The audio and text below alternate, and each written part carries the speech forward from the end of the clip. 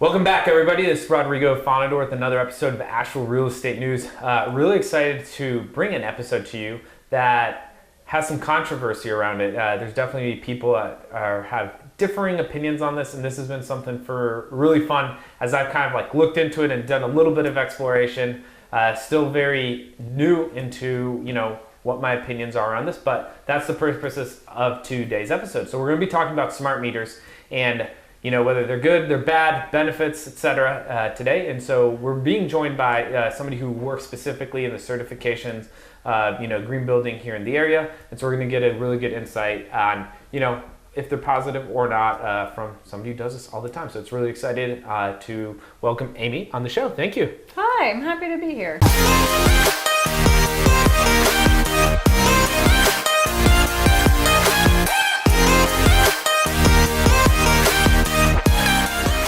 Yeah, I'm really glad when we talked on our previous episode with Maggie with the Green Built Home Alliance, I kind of surprised her with the question about smart meters, which is what I want to talk about today. And the way I asked my question, how much I caught her off guard, made me realize how little I personally knew about the topic and how much of a big topic it is in and of itself. Mm-hmm. And so I was like, oh, Maggie, who do you know then? So she, introduced me to you and to your all's firm. But it could be great to hear a little bit about what you guys do at with your company, with your certifications, how long you've been doing it, and kind of just a little bit of background on how I ended up here in this chair. Exactly. Vanna Design is primarily a green building certification company. Mm-hmm.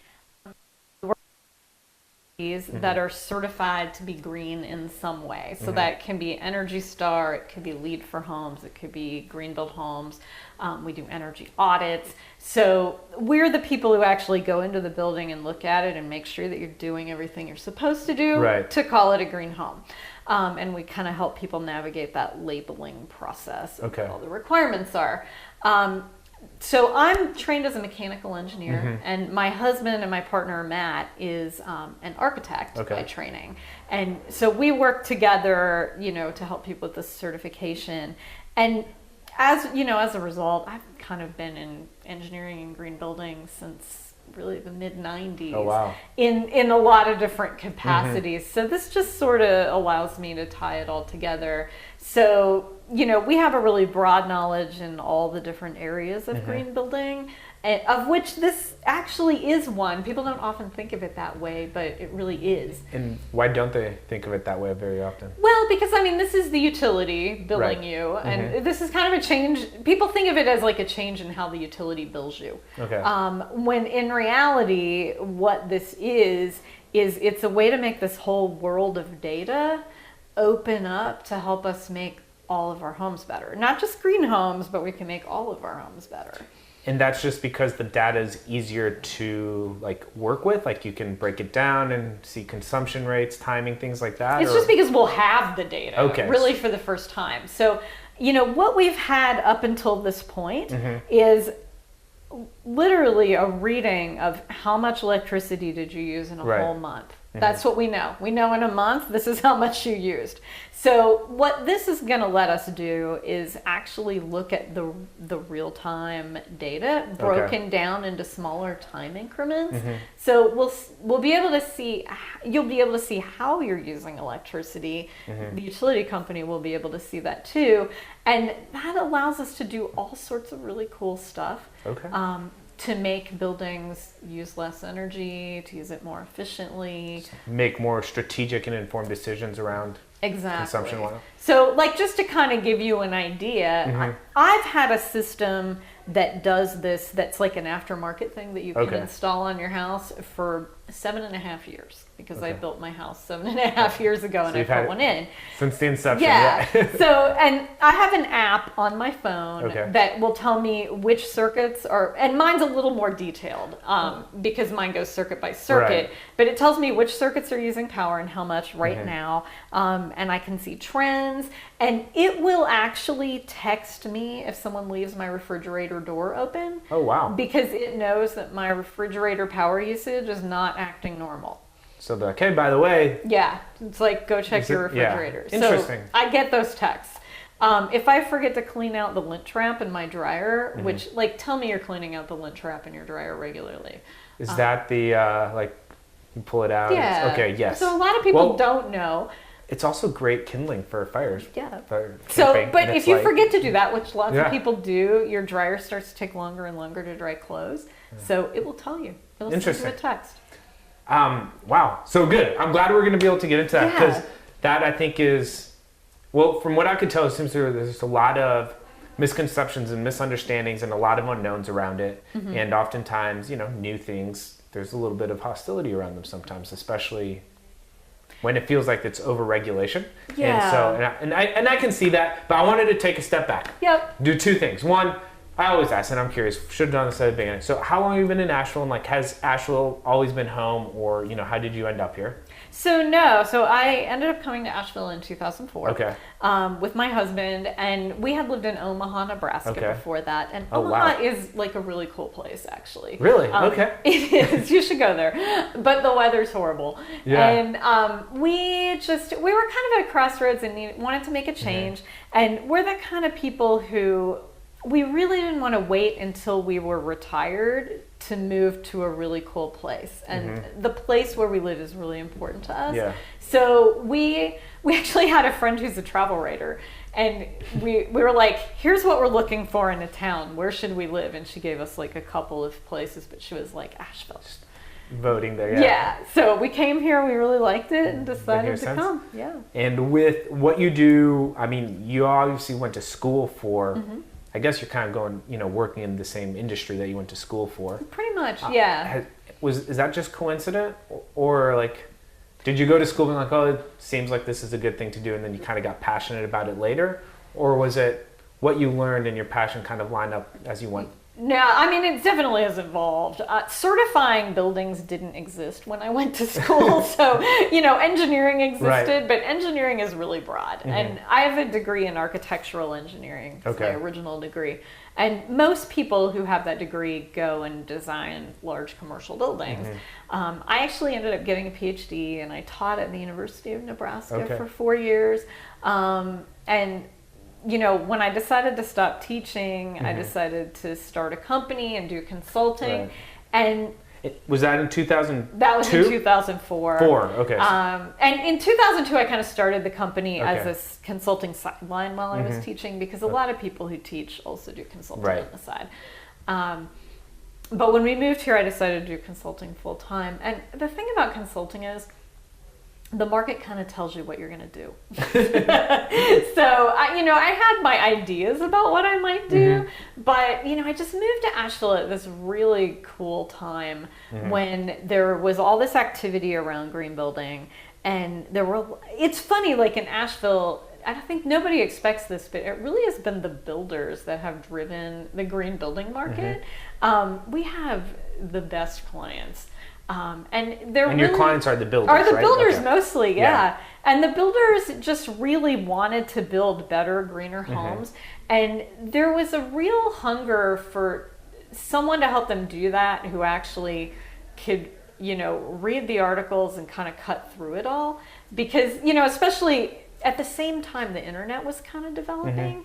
And it's like you can find anybody saying anything. Yeah, but they wanted the spark notes. Like, just tell me what to do, I'll do it. And you kind of need somebody with like a built-in crap detector who can be like, okay, that's credible, that's not. Here's how you navigate this.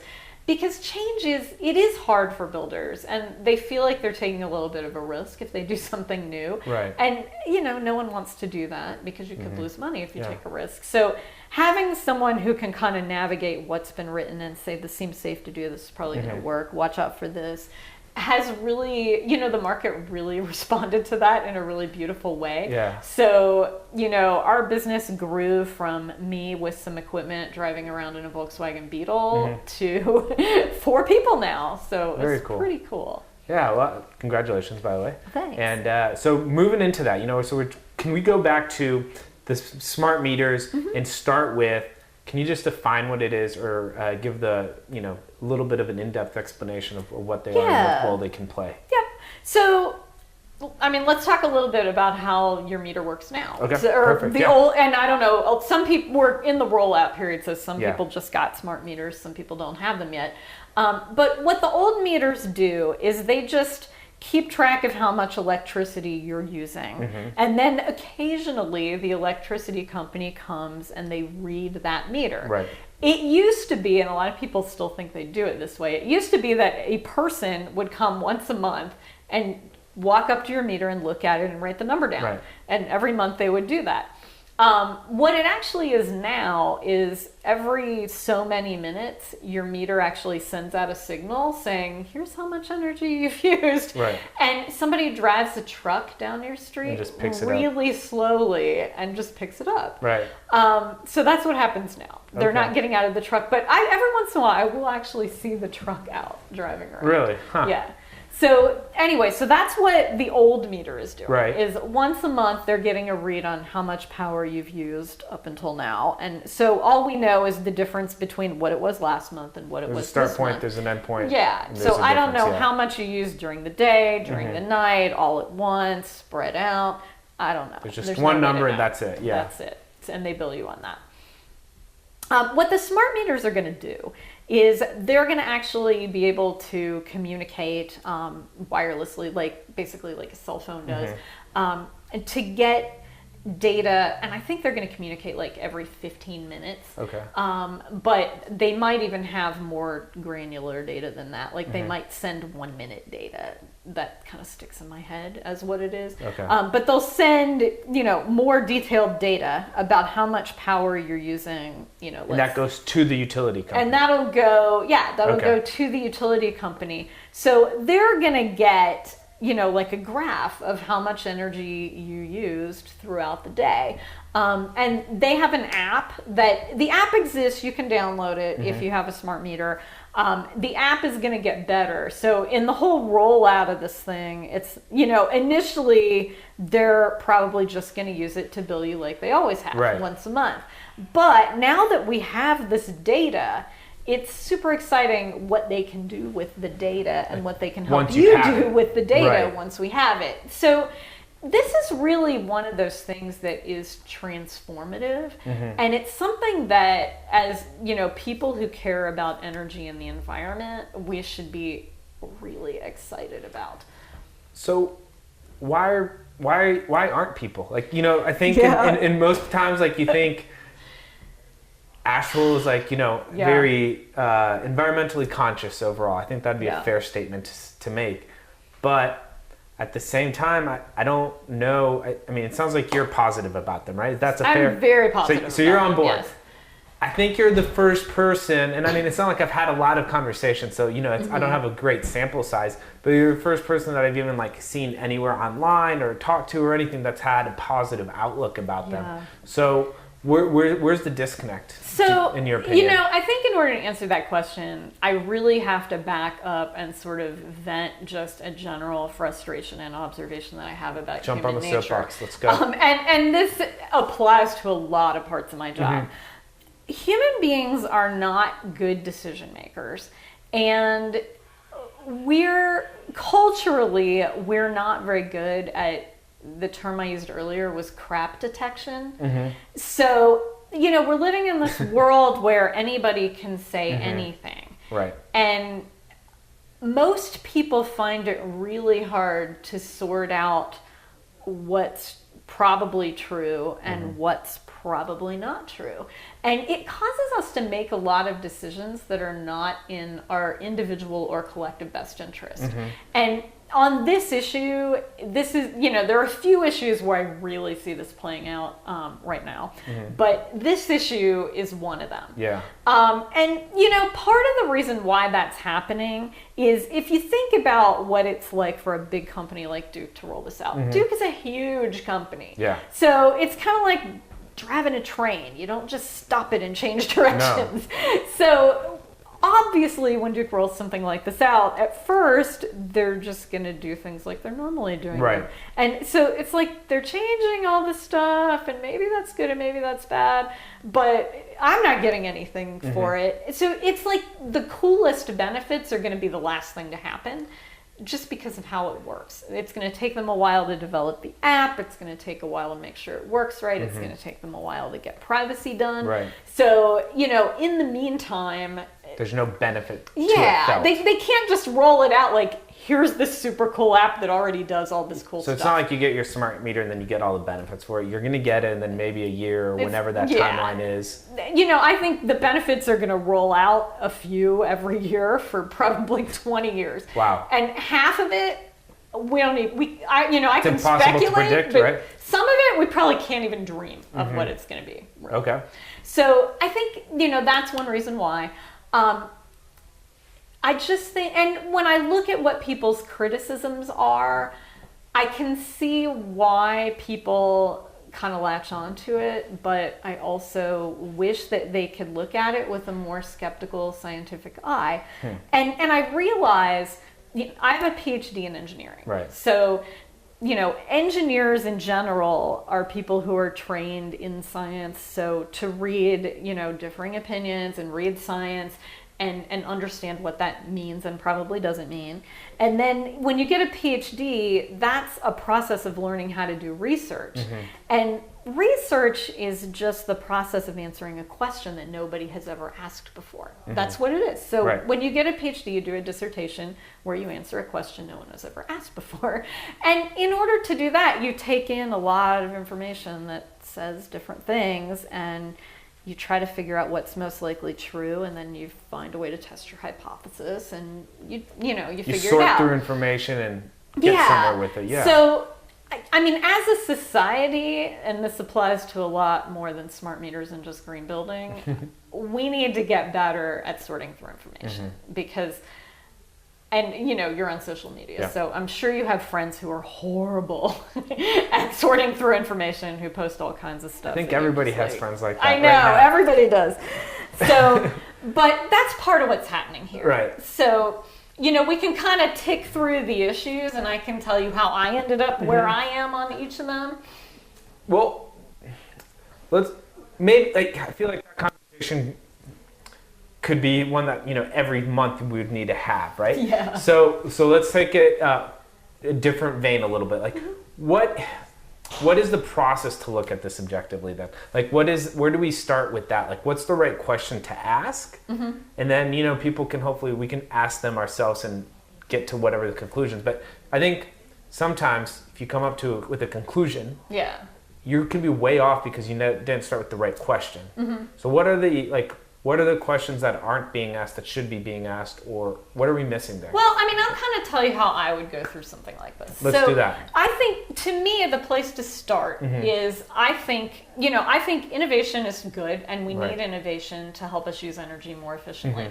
So the place that I start with this is, how does this allow us to use energy more efficiently? Is it likely to be successful at that? And, I think we can look at a lot of good ideas of ways that that's probably going to happen. That example with my refrigerator is one. Yeah. I actually think we could get to the point where Duke could probably send you a text and tell you to check and see if your refrigerator door was open or if your dryer vent was clogged or something like that. I also think it's really likely that we could get soon to a point where Duke could contact you and say, I don't think your heat pump is working right. Or I think your well pump is not working right. And overexerting itself. And these are things where if it's never happened to you, if you have a heat pump that isn't working right, you can end up getting a bill that's like a couple $100 more than it should be. And well pumps too. So I think one of the things sooner probably that we'll get to is where Duke can tell you, you know what, there's something weird at your house and it's probably this. So that kind of perfect, I don't even know if I would say, but let's call it a counter to that, right? I think that one of the things I've heard a lot is that people feel like it's an invasion of privacy. And I'm guessing that the thought process is not really an invasion of privacy. It's information that that Duke already has. They're just able to sort through it more effectively or efficiently. But what is the balance point there? I actually think of all the issues that people have, privacy is the most serious issue. Because it's a lot different when you have a aftermarket system that you install, you control, etc. versus... Well, I mean, the data's still there. So I have an aftermarket system, but that data goes to a company that makes my app. technically people could have access to that information. Right. And there are sometimes aspects of that information that someone could use in a way that you might not want them to use. My father-in-law set up my system, so he has my password, and he will sometimes call me and be like, hey, I knew you were home because you're using the dryer.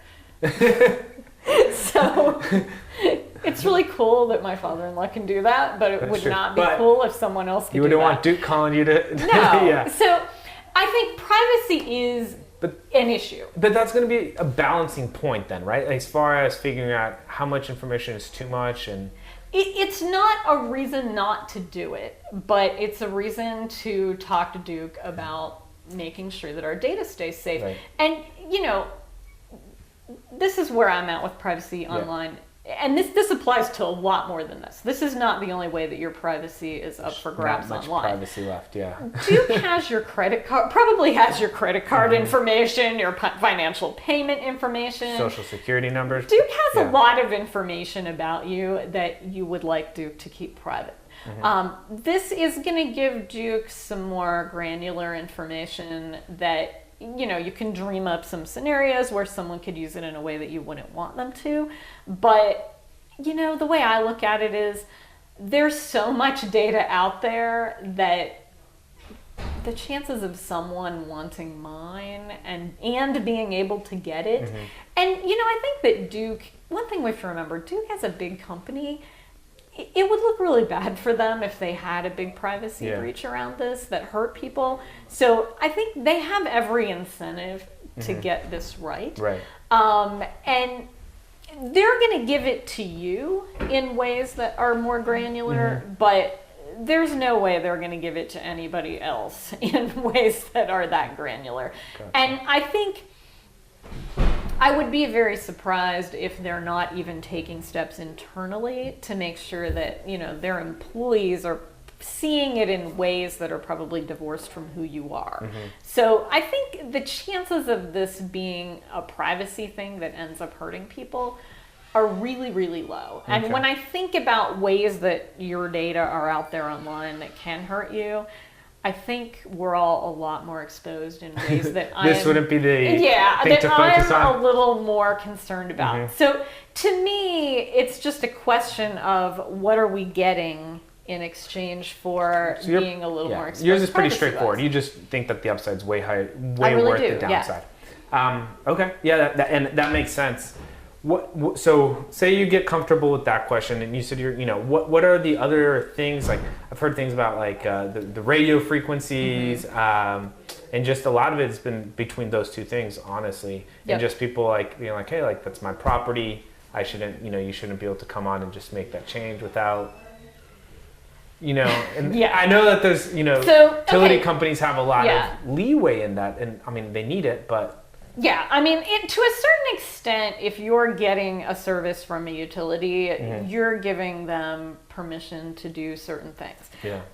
And, a lot of it is actually a safety issue for their employees, too. So it's very much against the law to mess with certain aspects of your utility service, because if you do that in the wrong way, you could kill one of their employees. So it's a big deal. Yeah. So, everything has to be set up the way that they know is safe to set it up. Right.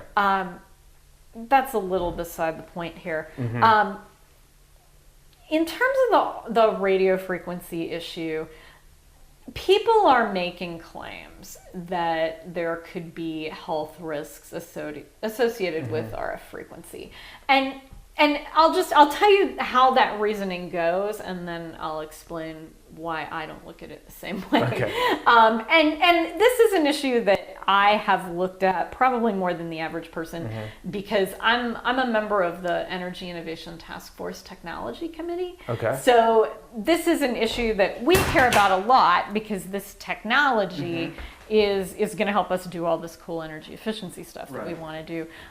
So we've actually had presentations on this, and we've been given stuff to read about this. So I'll kind of just walk you through how I read it and how I think about it. But the way the thinking goes, and this, I can probably think of 4 other examples in my job where something similar happens, is people are making claims that there are, health effects related to RF. And those claims are based on some things that, how good and accurate they are is up for question. And the way that line of thinking goes is, well, if there's any risk, Duke shouldn't be doing this to us. Right. Where that falls apart, actually, is, first of all, there's just the question, the risk is probably really small, and what we're getting is really good. But the other place that falls apart is the current meter that you already have that is broadcasting to the truck down the street, actually, in most cases, uses more. Oh, really? So it uses RF frequency, but it's higher... broadcast. Well, it's just broadcasting for the truck. Yeah. So what's kind of unfortunate, I guess, because it would be great if we could just say this uses less, is it kind of depends how they're chained together, because the way the new ones are going to work is they're going to talk to one another kind of down the line. Yeah. So some of them will produce more than others. A very high percentage of them will actually produce less under the new system than they're producing right now. Because right now, they're just sort of talking all the time, waiting for the truck to come around once a month. But once we're under the new system, they'll just be talking when they need to talk. Yeah. So most of them will actually be less than they are now. A small percentage of them will be more than they are now. And it just kind of depends where you are in the line, I guess. Yeah. Right? But if you look at how much exposure it is, if you're talking on a cell phone for a half an hour a day, you're probably getting more exposure than this already. And almost all of us are talking on cell phones and just accepting that as part of the big risk-reward scenario that happens. I think it's worth having a cell phone living in a more modern than it's not. society. Right. And most of us are really not all that worried about health effects from our cell phone. Yeah. So that's kind of the, let's not panic context to put this all in.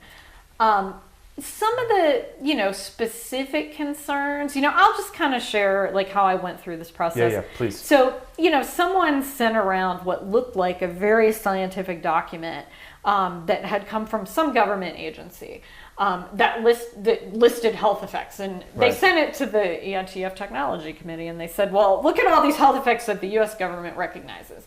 So, I looked at the document. The document was dated in the early 1970s. So, as a scientist, I kind of feel like if something is a big problem, we're probably going to have something a little newer than that on it. And then when you read the document very carefully, it says, we haven't tested all of this. This was just an effort to collect everything that anyone has ever claimed could be a problem associated with RF. So, if somebody's working around a lot of RF and they had some weird thing happen, which, people with weird health problems happen all the time, and it isn't always related to your job, they put this on here. And when you read the list of things, it was literally every symptom that I knew existed for anything. It was a bunch of symptoms I previously did not know existed, and some of them were actually really funny. I wish I could remember, but written in the 70s. It would read be today, there's going to be just some it would things be like turning your teeth purple, or some of them were just kind of funny. So it was just this was our effort at just collecting everything that anyone has ever said, and we haven't verified any of it, and some of it is definitely crap, and here it is. Yeah. So, you've really got to take that as a grain of salt. That is not proof that there's a problem at all. Right. The next way that I tend to look at it is with most things, and this for most things green building related, for most things, you have a group of people who are occupationally exposed. And RF is not new. RF has been around for a long time. And there are people who get pretty big occupational exposures. And I tend to feel like if there's a problem with something, you usually see it first in the occupationally exposed group. So a really good example of that is asbestos. Asbestos is a building material that causes a very specific kind of cancer. And we figured that out because people who worked with asbestos in insulation started getting clusters of this cancer. we didn't figure it out because we put it in buildings, and people who lived and worked in the buildings weren't necessarily You're just like, getting hey, sick. what's a common thread between all these people? Yeah. Oh, they all work with us, et cetera. Yeah. So, that's an example. Right. And there are a lot of other examples like that. So whenever there's something that's new and people are worried about it, I tend to ask myself, is there an occupationally exposed group, and have they been exposed for a long time? And then I kind of feel like if it was something really horrible, we'd probably know. Right. So, and I don't think haven't really seen any major evidence of that. Right.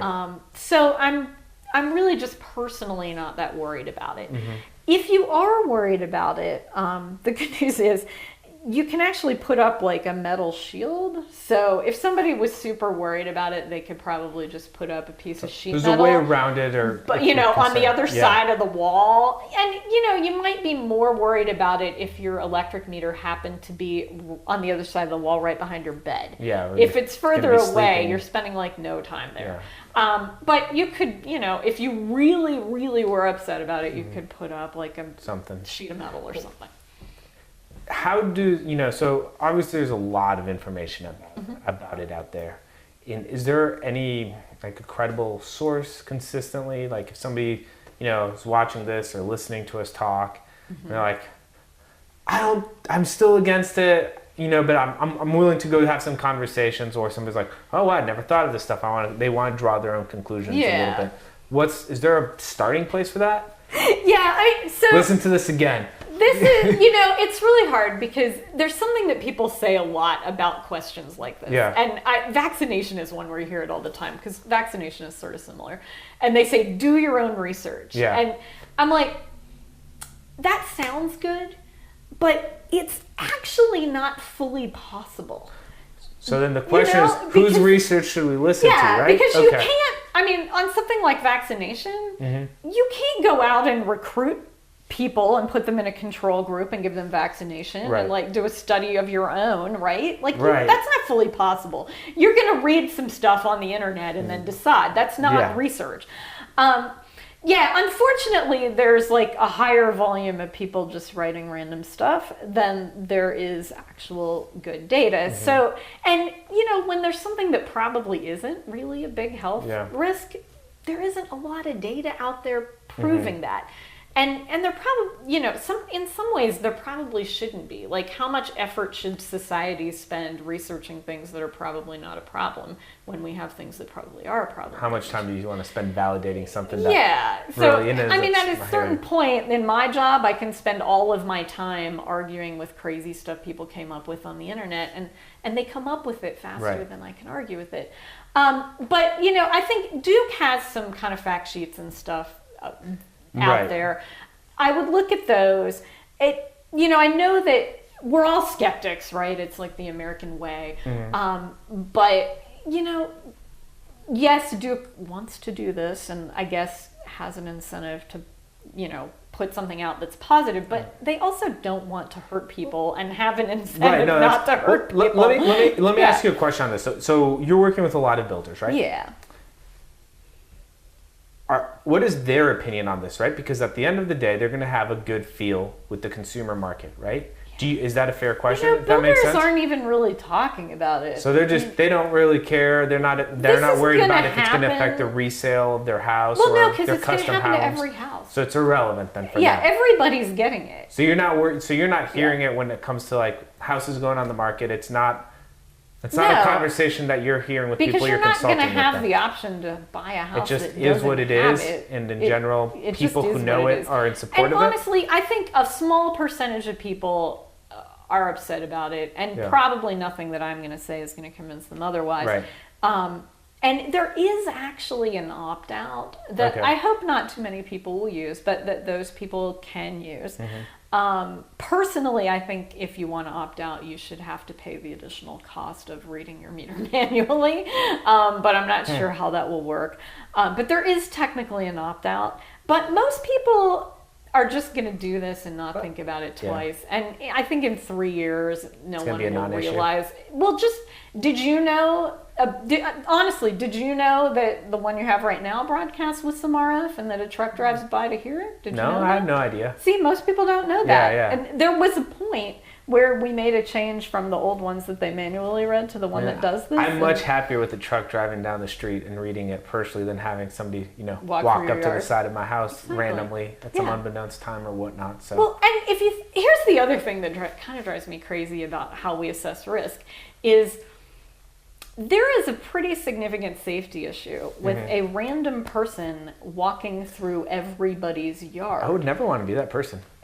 Well, I mean, there's that, but like, what a good way to know how to navigate streets and not have anyone see you and who's home during the day. And, most electric meters are right next to a lower level window that you could easily look into. Yeah. So, if that were the new thing, we'd probably be getting a bunch of email forwards that would be like, the utility company is going to have an employee walking onto our property and they could look in our windows and they're going to know if we're home. You know what I mean? So if that were the new thing, we'd be all worried about that. So it's whatever's new, we tend to kind of overreact to the risk we associate with it. Yeah, no, that makes sense. Like a lot of new things are always, there's always a little bit of tension until they become normal. There is, yeah. So part of it, I think. Yeah, right? there are a few things in green building that are like that, and of course. I'm always like, this is so much better than the old thing. That if the new thing were the old thing, you'd be screaming about how we're taking this away from you. Right. Yeah.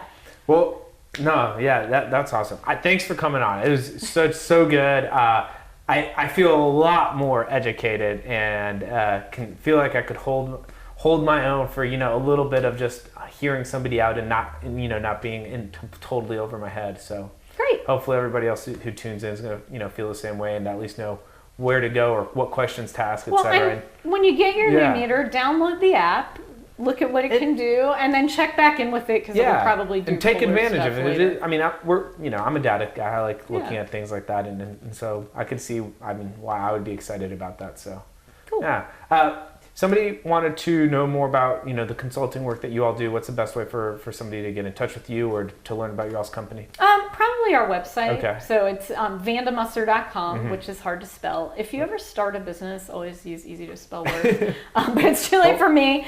So it's. We'll include it in the notes and everything, but go for it. Yeah. Perfect. And phone number, just website. It's phone numbers on the website. Okay. So that's awesome. The best way to find us. I definitely hope to sit down with you again at some point in the near future. Seems like we can talk about all these other products that people aren't risk assessing well either.